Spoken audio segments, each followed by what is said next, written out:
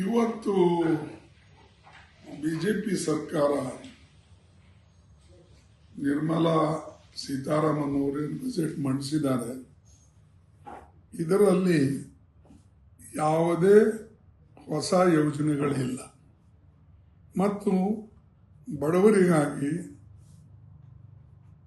ವಿಶೇಷವಾಗಿ ಯುವಕರಿಗೆ ಎಂಪ್ಲಾಯ್ಮೆಂಟ್ ಬಗ್ಗೆ ಮತ್ತು ಈ ಇನ್ಫ್ಲೇಷನ್ ಬಗ್ಗೆ ಅವರು ಏನೂ ವಿಚಾರಗಳನ್ನು ಬಜೆಟ್ನಲ್ಲಿ ಪ್ರಸ್ತಾಪ ಮಾಡಿಲ್ಲ. ಮತ್ತು ಅವರು ವಿಶೇಷವಾಗಿ ಏನು ಹೋದ ಸಲ ಎಜುಕೇಷನ್ ಆಗಲಿ, ಸೋಷಿಯಲ್ ಜಸ್ಟಿಸ್ ಆಗಲಿ, ಟ್ರೈಬಲ್ ಅಫೇರ್ಸ್ ಆಗಲಿ, ಮೈನಾರಿಟಿ ಅಫೇರ್ಸ್ ಆಗಲಿ, ಇದಕ್ಕೇನು ಹಣ ಇಟ್ಟಿದ್ರು ಆ ಹಣ ಇವರು ಖರ್ಚು ಮಾಡಿಲ್ಲ. ಈಗ ಉದಾಹರಣೆಗೆ ನಾನು ಹೇಳ್ತೀನಿ, ಎಜುಕೇಷನ್ನಲ್ಲಿ 13,000 ಕೋಟಿ ರೂಪಾಯಿ ಖರ್ಚಾಗಿಲ್ಲ ಅಲೋಕೇಟ್ನಲ್ಲಿ. ಆಮೇಲೆ ಸೋಷಿಯಲ್ ಜಸ್ಟಿಸ್ನಲ್ಲಿ ಸಾಮಾಜಿಕ ನ್ಯಾಯದ ಏನು ಎಂಪವರ್ಮೆಂಟ್ ಇದೆ ಅದರಲ್ಲಿ 2,242 ಕೋಟಿ ರೂಪಾಯಿ ಖರ್ಚಾಗಿಲ್ಲ.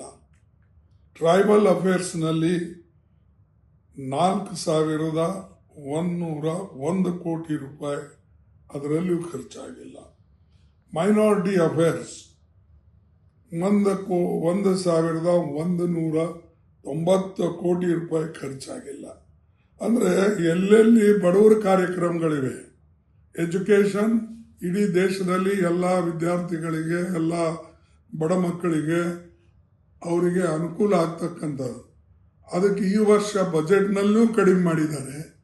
ಹೋದ ಸಲ ಇದ್ದ ಬಜೆಟ್ನಲ್ಲೂ ಕೂಡ 13,000 ಕೋಟಿ ರೂಪಾಯಿ ಖರ್ಚು ಮಾಡಿಲ್ಲ.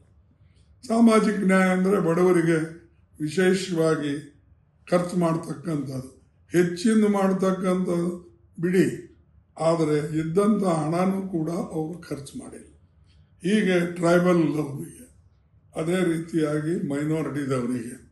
ಆದರೆ ಅವ್ರ ಭಾಷಣಗಳು, ಮೋದಿಯವರ ಭಾಷಣಗಳು ಕೇಳಬೇಕು, ನಾವಿಷ್ಟು ಮಾಡಿದೇವೆ, ವಿಕಸಿತ ಭಾರತ್, ಆ ಎಲ್ಲ ಪದಗಳು ಉಪಯೋಗ ಮಾಡ್ತಾರೆ.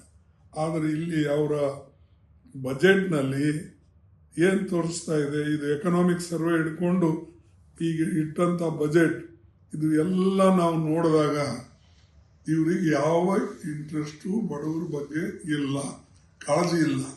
ಅದಕ್ಕಾಗಿ ಇಂಥದ ಬಜೆಟ್ ನಾನು ಖಂಡಿಸ್ತೇನೆ. ಮತ್ತು ಇನ್ನೊಂದು ವಿಶೇಷ ಏನಂದರೆ, ದೊಡ್ಡ ದೊಡ್ಡ ಪಬ್ಲಿಕ್ ಸೆಕ್ಟರ್ಗಳ ಕಾಪಾಡೋದು ಬಿಟ್ಟು ಆ ಪಬ್ಲಿಕ್ ಸೆಕ್ಟರ್ಸನ್ನು ಡಿಸ್ಇನ್ವೆಸ್ಟ್ಮೆಂಟ್ ಮಾಡಿ 80,000 ಕೋಟಿ ರೂಪಾಯಿ ಸಂಪಾದನೆ ಮಾಡೋದು ಅವ್ರ ಪ್ರಯತ್ನ ಇದೆ, ನಮ್ಮ ಪ್ರಯತ್ನ ಇದೆ ಅಂತ ಅವರು ಓಪನ್ಲಿ ಹೇಳಿದ್ದಾರೆ.